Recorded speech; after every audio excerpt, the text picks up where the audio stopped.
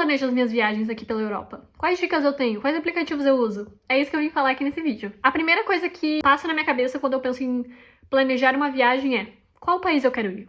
Qual cidade ou cidades eu gostaria de visitar? Qual estação do ano eu quero ir? Porque tem muitos locais que a estação do ano é a coisa principal. Por exemplo, na Holanda, a primavera é mais desejada. Então, você gostaria de ir nessa alta temporada, da estação preferida das pessoas, ou tanto faz pra você?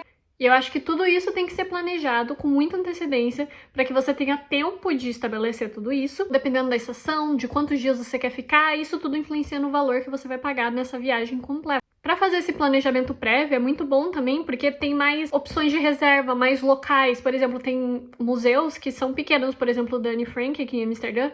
Você tem que reservar ele com muita antecedência, porque como é um museu pequeno, cabe em poucas pessoas, então seria interessante ver tudo isso antes e não comprar as coisas na hora, assim. Claro que isso é super possível, mas corre o risco de você não conseguir viver essa experiência completa, do jeito que você pensou.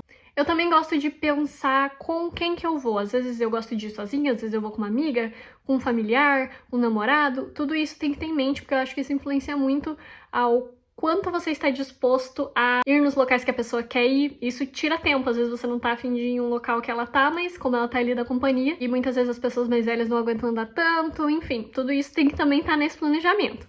Eu digo isso por experiência própria. E claro, gente, todos os documentos muito bem atualizados.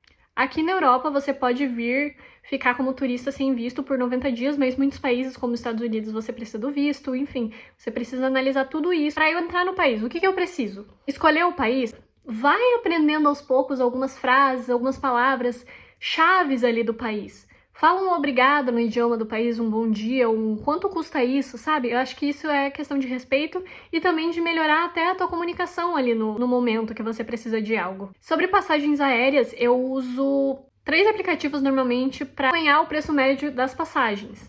É o Google Flights, o Skyscanner e a Ryanair. São esses 3 sites que eu vou deixar aqui embaixo para vocês.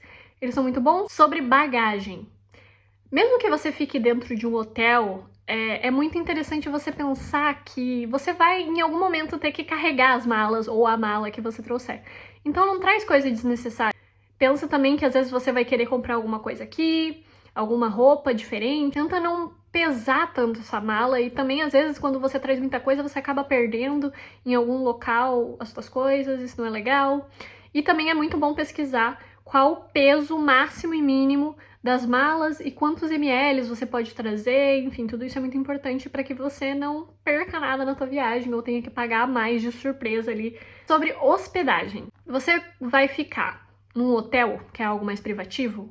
Vai ter mais alguém com você ali? Como eu falei, né, ver ali com quem que você vai estar acompanhado ou sozinha. Um Airbnb às vezes é mais interessante de compartilhar com mais pessoas, ou até um hostel. O hostel é ótimo para quem não quer gastar tanto. Eu sempre comparo os tipos de hospedagens no site do Airbnb ou até no Booking, que lá tem opções de hotel, de hostel, para ver ali o valor, como que estão as avaliações. E é muito bom pensar também na localização que vai estar essa hospedagem. Muitas vezes, se você está no centro, você economiza tempo, mas é um pouco mais caro. Mas se você ficar um pouco mais afastado, você vai gastar tempo ali no transporte, mas seja um pouco mais barato.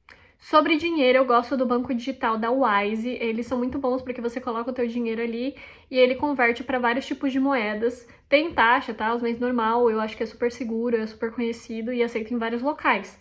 Mas claro, alguns locais, poucos, ainda não aconteceu comigo, de não aceitar o Wise, vão ter o dinheiro vivo também ali nas casas de câmbio, então é bom sempre acompanhar, como eu disse, com antecedência a programação da viagem é muito melhor, porque você consegue acompanhar tudo antes. Sobre transporte, já estando ali na cidade, no país, né?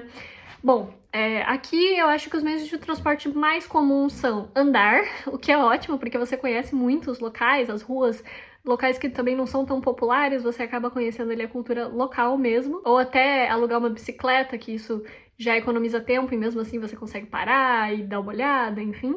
Mas claro, para locais mais distantes existem os trens, os metrôs, os ônibus, até de uma cidade para outra. Tudo isso é interligado aqui na Europa.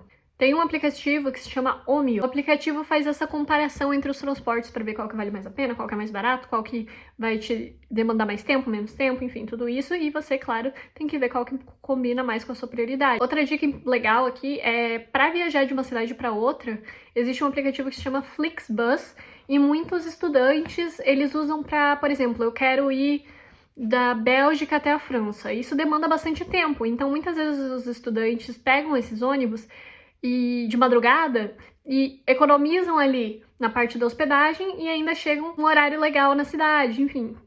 Eu acho isso super interessante, você não precisa ser necessariamente um estudante, às vezes um mochileiro, enfim, você pode utilizar esse meio de transporte super popular aqui na Europa. Sobre alimentação. Como tudo que a gente planeja nessa viagem, a gente tem que colocar ali um valor máximo que você gostaria de gastar por dia na alimentação.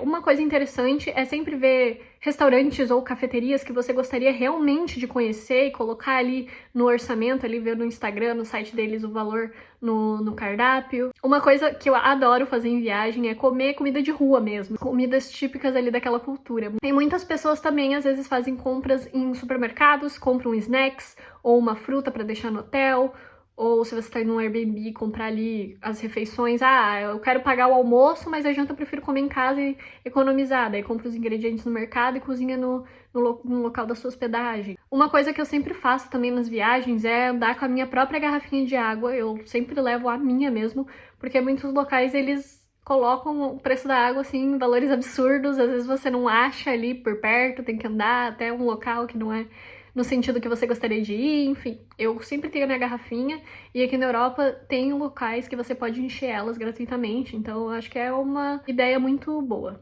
E claro, a parte mais legal, né? Os passeios, os roteiros, tudo isso eu faço muita pesquisa. Eu acho que é a parte que eu mais gosto de fazer e a parte que eu mais me dedico ali. Essa parte eu tenho algumas formas de organização para ver quais locais eu quero ir.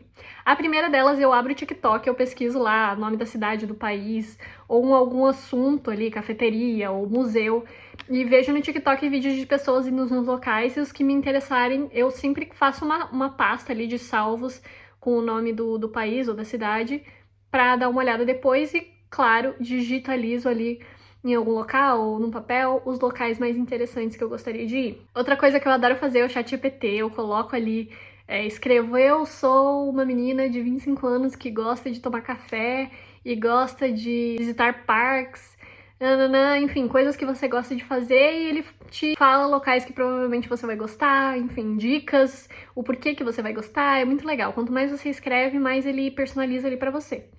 Outra forma que eu gosto de ver quais locais são legais e interessantes de visitar é ir no perfil das pessoas que eu sigo no Instagram, que eu sei que já viajaram para os locais que eu tô planejando em ir, e ver quais locais elas já foram.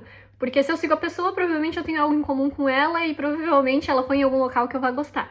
Então eu adoro ver as fotos das pessoas nos locais que eu tô a fim de ir, pra me inspirar e colocar na lista os locais que eu mais gostar. Uma outra coisa também que eu gosto muito de fazer é aprender um pouco da história do local, sabe? Pra eu ir nos locais e entender que aquela estátua é aquele cara, por que ele foi importante, e não descobrir ele na hora e não ficar um pouco perdida.